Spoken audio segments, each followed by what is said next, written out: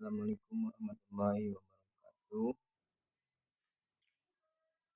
Hamdan wa syukronillah amma ba'du.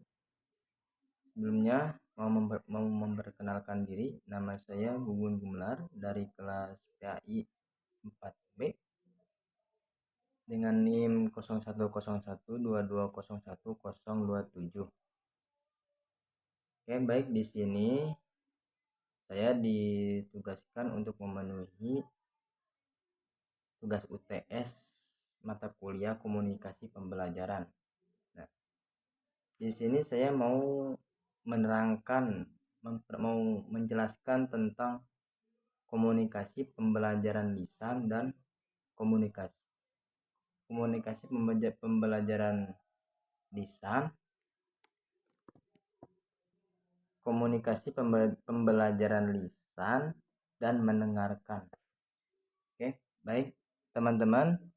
Nah, komunikasi pembelajaran lisan dan mendengarkan merupakan dua aspek penting dalam proses pendidikan yang saling melengkapi. Terus dalam apa sih definisi komunikasi pembelajaran lisan? Definisi komunikasi pembelajaran lisan adalah proses pertukaran informasi antara pengajar dan siswa yang dilakukan secara lisan atau verbal. Nah, ini melibatkan penggunaan kata-kata, intonasi, gestur, dan ekspresi wajah untuk menyampaikan pesan dengan jelas dan efektif. Nah, adapun tujuan dari komunikasi pembelajaran lisan itu, tujuan utamanya itu untuk komunikasi pembelajaran lisan itu untuk menyampaikan materi pembelajaran dengan tepat dan memfasilitasi pemahaman siswa. Ya.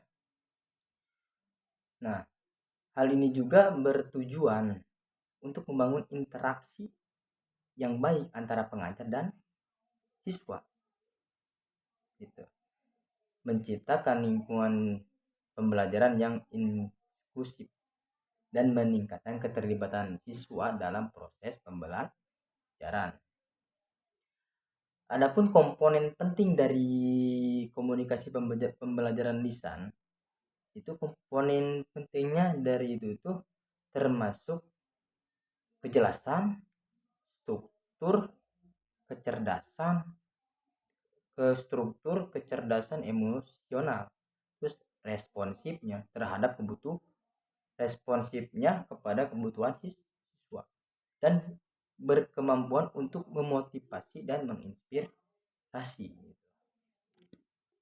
Nah, terus lanjut ke strategi efektif. Ada beberapa strategi efektif dalam komunikasi pembelajaran lisan, yaitu meliputi menggunakan bahasa yang sesuai dengan tingkatan pemahaman siswa, menyediakan contoh konkret, memperhatikan intonasi suara dan menekankan kemampuan poin penting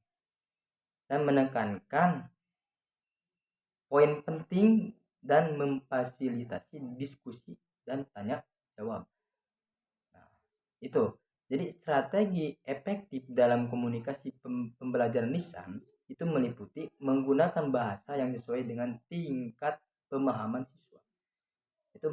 Contohnya itu menyediakan contoh konkret, memperhatikan intonasi suara dan untuk menekankan poin penting dan memfasilitasi diskusi dan tanya jawab. Nah, lanjut. Tadi kan sudah definisi komunikasi pembelajaran lisan. Sekarang komunikasi pembelajaran dengan mendengarkan. Apa sih mendengarkan itu kayak gimana? Definisi mendengarkan itu seperti apa? Definisinya.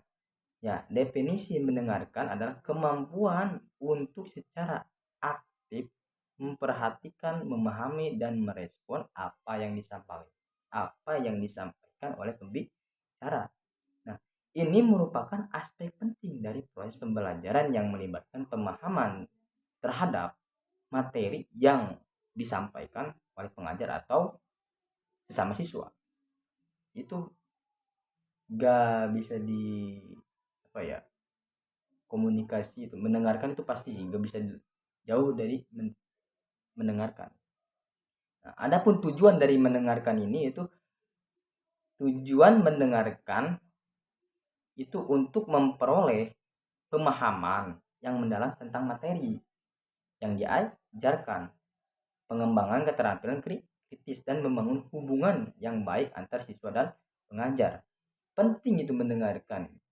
Kalau kita berkomunikasi tapi tidak mendengarkan, pasti gak nyambung itu nantinya. Gak jelas itu ngejawabnya itu, gak jelas.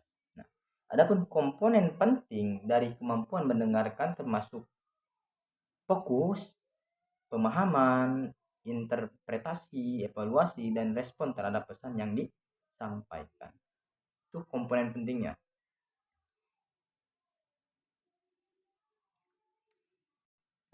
Lanjut, terus kita mau apa?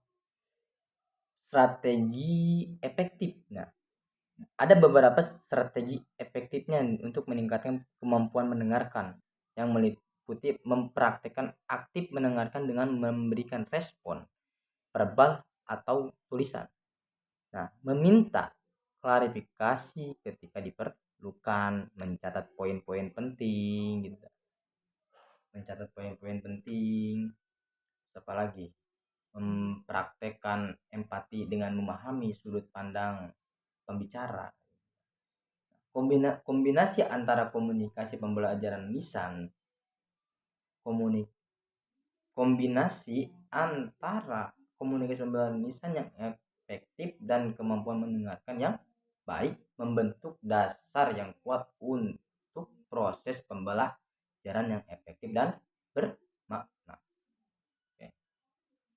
Jadi kombinasi dengan adanya kombinasi komunikasi pembelajaran lisan dan mendengarkan itu, kita berkomunikasi itu akan lebih jelas gitu, kan lebih efektif gitu kan, yang bermakna lah kita belajar.